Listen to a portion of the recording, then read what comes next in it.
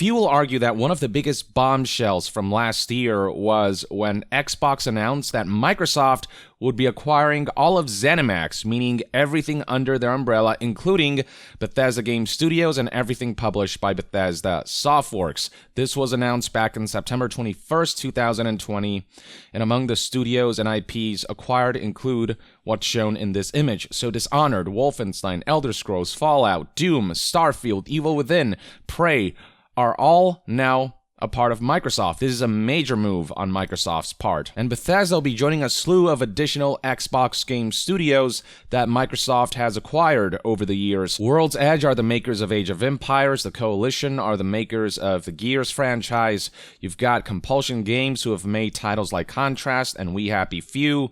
Double Fine are making Psychonauts 2 right now. You've got The Initiative, who are working on a brand new Perfect Dark. In Exile are the makers of Wasteland 3 and are no doubt working on their next project. You've got Mojang, the makers of Minecraft, Ninja Theory with Hellblade. You've got Obsidian. Everyone's familiar with Obsidian from Outer Worlds, New Vegas, Grounded to Avowed. You've got Playground, who are currently making Fable. You've got Rare, makers of Sea of Thieves and making Everwild. You've got the makers of Forza, Turn 10. And Undead Labs, makers of State of Decay. Last but not least, we cannot forget about 343 Industries, who are currently hard at work on the next Halo game, Halo Infinite. So Microsoft is really building up a compelling library of first-party IPs, and I'm curious to see how support from a juggernaut company like Microsoft will ultimately end up helping out these development studios and their endeavors. Hopefully, it'll mean higher standards, higher quality, and higher fidelity across the board. Now, as far as the Bethesda acquisition goes, we didn't hear much about what was going on there for a while, for a couple months, until March of 2021. Specifically on March 8th, we heard that the US's SEC approved Microsoft's $7.5 billion acquisition of Bethesda. In parallel to that, the European Commission approved this acquisition, as reported by CNET here, among other outlets. And that's when the Microsoft Bethesda acquisition became official. They announced it months and months ago, but it's not until now that it is on paper, stamped, the real deal. And so the following day on March 9th, Bethesda published the following tweet with a GIF that reads, "Achievement unlocked. Bethesda joins Xbox." Beyond that, Bethesda's official Twitter page tweeted, "Here's to the next journey, only now getting started. Today we have officially joined the Xbox family." When you click on this link, you're taken to the following blog post that details some of what we can expect in vague terms. So first of all, they emphasize that with Game Pass being such a major part of Xbox, Bethesda will be putting pretty much all of their games, I imagine, into Game Pass. Even more of our games into Game Pass than ever before is how they put it. You can probably expect every future Bethesda game to be on Game Pass on launch day. This is something that Microsoft dedicated to, which is to release all Microsoft's Xbox Game Studios first-party titles on launch day on that subscription service, and ZeniMax and Bethesda are officially Xbox first party. As for what this acquisition means for Bethesda as a company in terms of autonomy, well, apparently Bethesda Softworks and our studios will continue as we have in the past, just with more support and resources than we have ever had before. So it seems as though the intent is to let Bethesda do its thing and mainly just support them from the sideline.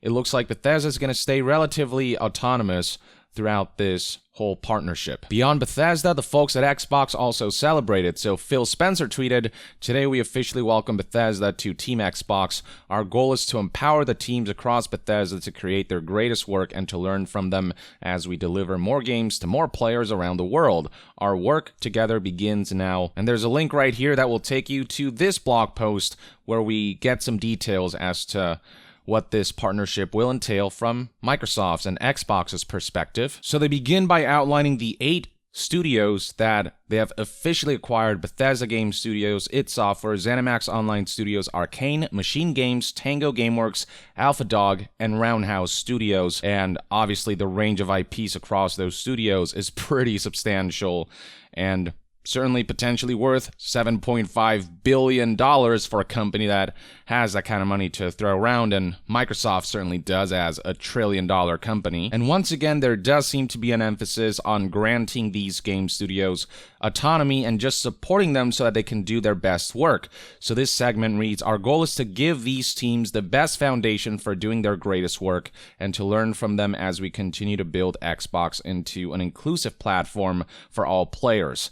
Assuming that they can carry through with this promise, then, this is certainly the right approach. I certainly hope that we're not looking at an Activision Blizzard type of situation where initially Activision did grant Blizzard plenty of autonomy, but over the years their influence seeped in more and more and more, and Blizzard became more and more corporate, and that's why we saw folks like Mike Morhaime leave and kickstart his own indie studio because Blizzard was just no longer the same. I really hope that Xbox's goal here is to empower the creativity and specialities of those development studios rather than try to turn them into something that they're not or something that would make them just worse. Now, one major question that continues to be asked and discussed is whether Microsoft will make major franchises that have been multi-platform in the past, like Elder Scrolls and Fallout, exclusive to Xbox and PC, and this next segment might provide a hint to that. Here's what Phil Spencer had to say. Gamers should know that Xbox consoles, PC, and Game Pass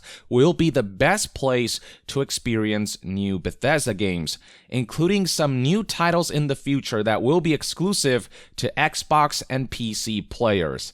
There's that word, exclusive. Microsoft is being vague here about which specific titles or franchises will be exclusive to Xbox and PC and which ones won't. The fact that they do say some new titles might indicate that not all of the IPs that they acquired will be exclusive to Microsoft's platforms. But it's hard to imagine that major releases like Elder Scrolls, Fallout, maybe even Starfield will end up releasing on PlayStation and Nintendo platforms. A company doesn't spend $7.5 billion and not fully leverage the gains that came with that. There is no way Microsoft isn't at the very least going to do a timed exclusivity for their biggest Bethesda releases. Now, back in September, Microsoft did speak a little bit about how they're handling exclusivity. As far as existing commitments go, like PS5 exclusivity for Deathloop and Ghostwire Tokyo, Microsoft said that they are fulfilling those deals because I imagine that they're already on paper, already contractually obligated to uphold the terms of that deal. But as far as future Bethesda games go, Microsoft said that whether those end up being on other consoles besides PC and Xbox will depend on a case-by-case basis. It is worth noting that Microsoft has been open in the past before about releasing some and very specific Xbox first-party titles on multiple platforms, like Minecraft. Then again, Minecraft, first of all, I believe it was multi-platform before Microsoft's acquisition. It was out on like PlayStation 3 and other platforms before. In 2014, Microsoft bought them out. Not to mention that Minecraft is just such a big game in terms of popularity that the benefits of releasing that game on multiple platforms far outweighs just making that something exclusive to PC and Xbox. At least that's how I see it. But with the acquisition of Bethesda, there is little doubt in my mind that Xbox's goal is to bolster Game Pass subscriptions. And what better way to do that than to take some of Bethesda's most popular franchises and make them at least a timed exclusive, so a year on Game Pass and then maybe it'll come out on other platforms, or full on make it a PC and Xbox exclusive. As for what my general take is on all of this, well, in an ideal world, we'd see Mario on PlayStation and Xbox, we'd see Kratos on Xbox and Nintendo platforms, and we would see Master Chief on PlayStation and Nintendo platforms.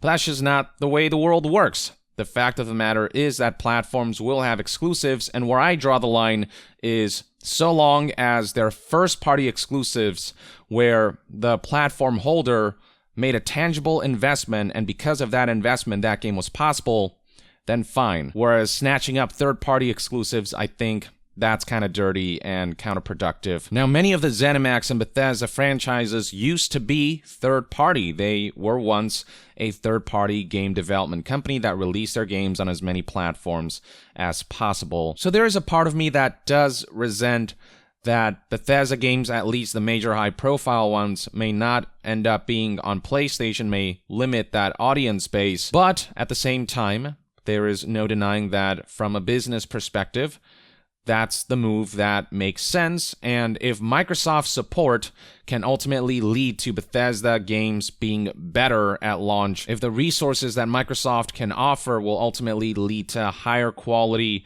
releases and give Bethesda more breathing room to do their best work and hopefully make a comeback from previous disasters like Fallout 76 and Elder Scrolls Blades and all this other stuff. And if this will all ultimately mitigate Bethesda's need to aggressively monetize their games, as they've started to do recently, then I will mark this as a win, assuming that all those positive results do yield from this partnership. But obviously only time will tell how this will all culminate, whether this partnership is for the worse or for the better. I'm not gonna cheer this on like this guarantees that the future is bright for Bethesda, but I'm certainly gonna try to remain optimistic at the prospect of Xbox being able to be a genuine boon to Bethesda, a genuine benefit that will lead to higher quality releases. I personally don't care much for the aspect of two very rich companies and brands signing a deal. What I am looking forward to